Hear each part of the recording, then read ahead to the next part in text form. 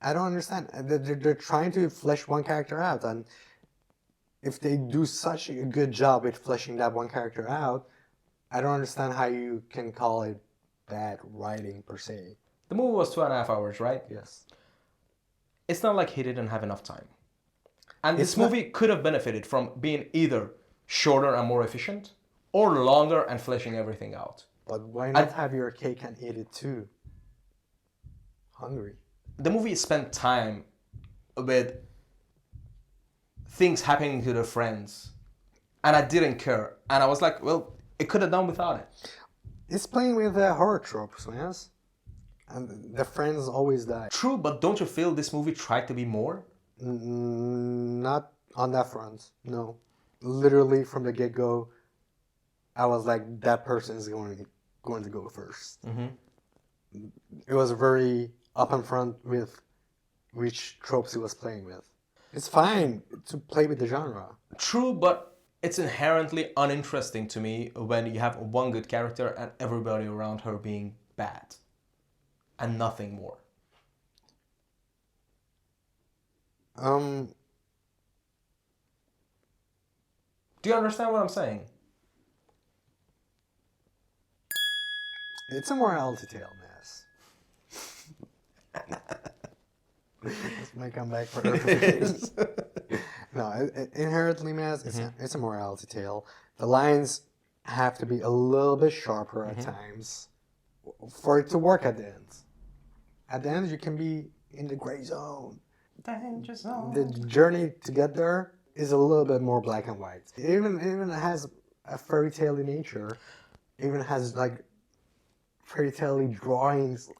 Do you understand what I'm saying? Do you understand the words that are coming out of my mouth? I do understand what you're saying, and it feels like Ari Aster watched Frozen at least twice. At least twice. But I don't think that's very interesting for me to watch in a movie. Well, it's just not your cup of coffee. I don't drink coffee. But you don't drink tea either, so I couldn't. Hot cocoa, milk, you have so many options, fish. I don't know you that well. But at the end of the day, I feel like it was a very self-indulgent, self-serving, half-baked character study about grief and a breakup. I came out of this movie and I thought one thing. This is a movie I could have made. And it hurts my soul that you describe it like this. Except for the Kubrick influences in this movie, I feel like the movie reminded me a lot of Nicholas Winding Refn's work.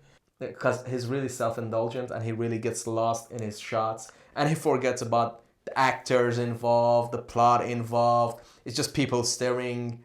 Everybody in this movie, except for Danny, is basically Ryan Gosling. And I saw a lot of Annihilation in it as well. Unbelievable. And also, I don't think the relationship in the center of the story is established really well. I think it's very well established, Maz. Let me break it down for you. In the beginning of this movie, we have this two scenes about Sweden. There's a fight between the couple, Danny and Christian, in Danny's house specifically.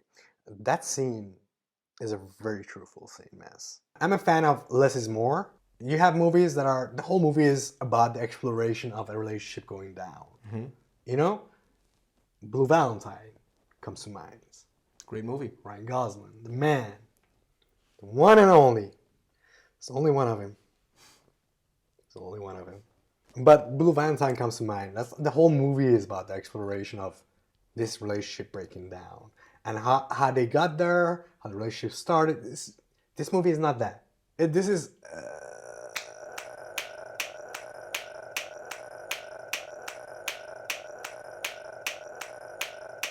This is a day in the life, you know? It's a slice of the pie, man. And the fight in her apartment is suggesting what kind of relationship they had and what kind of dynamic they had. It's just so much already. I don't need to see 20 other scenes to explore this relationship. I don't need 20 other scenes as well, and I really enjoyed that scene. I wish there was more of it, not only between the couple, but also between the friends. But we already have 2 other scenes. It's very efficient, man, with those scenes. We had one scene with the friends without Danny, to explore how the friendship is without Danny in that group. We had another scene of the friendship and the friends with Danny to see how that dynamic works when Danny is in that group. It's being efficient. Okay, but do you think he's as efficient in the rest of his storytelling? But I don't think he needs to be. It is one movie. So what? Do you understand how jarring it can be, how it can take you out of a movie when it comes into basically a halt? I don't think it was a halt. I think he's playing with the pacing, and it worked for me. It works because literally at the plot level, they are going into a different world. Then the pacing can change. She's falling down the rabbit hole. The rules can change. They even stopped using jump cuts, which they used a lot in the preludes in the normal world. Once they got to Sweden, everything was stretched out.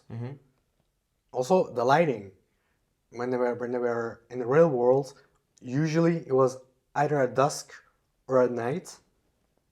And once they got to Sweden, it was all daylight.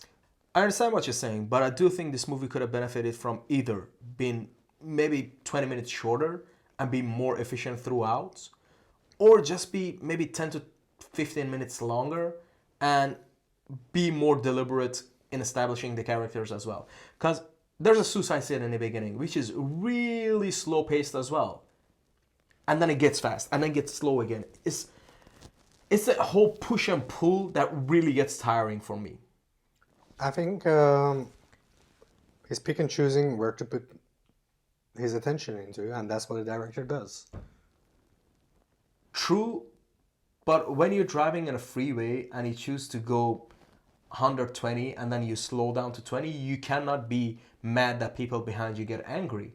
But the costuming, man, beautiful. I really like Ari Aster as a director. I just don't think he's as strong of a writer. And I feel like the aesthetics in this movie took the front seat, and the plot and the characters definitely took a back seat in this. Agree to disagree? That's fine. This is absolutely fine. You don't like the movie. You hate the movie. No, I like you the would movie. give it a 0 Goldblum. I like the movie just fine. I just don't love it as much as you and everybody else seems to. So I'm definitely in minority, and I accept that. I'm okay with that. How does everybody think? Does everybody love it? It's very well received. Is it? Yeah, it is. Well, it's a good movie.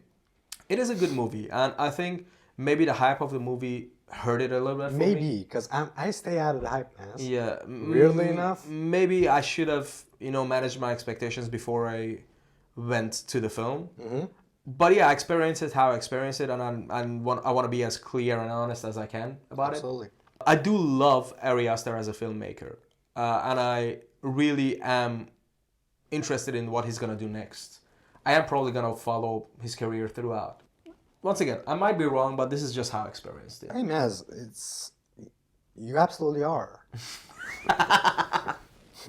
No, it's okay, man. You cannot like a movie. Yeah. I knew we were going to have different opinions on this one. It's a grueling fucking watch. It's going to sound like I like grueling movies. I don't like grueling movies. You like grueling movies.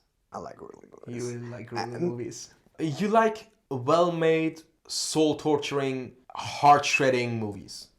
I like the movie as well. I just don't like it as much as you did, and I don't like it as much as I wish I did before I stepped into the theater. I hope you guys enjoyed our review. If you have enjoyed our work so far, please like, share, subscribe, and hit that bell gizmo. We'll be back soon with another review, but until then... Speak for yourself, Maz. I'll be back when I want.